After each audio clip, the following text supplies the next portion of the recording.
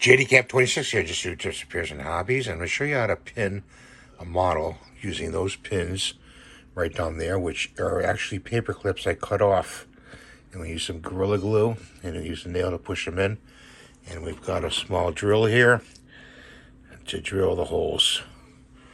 Okay, so what we're going to do is we're going to drill holes on the shoulders on each side, and then in the back of the model, back here, to put support pins in.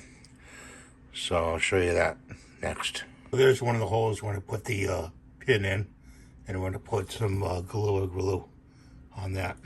We put 2 pins there, and on the shoulder right there, and on the other side, and then we're going to just putty over those holes, and that's how you putty and pin a model. So thanks for watching. Have a great day, and we'll see you next time. Bye for now.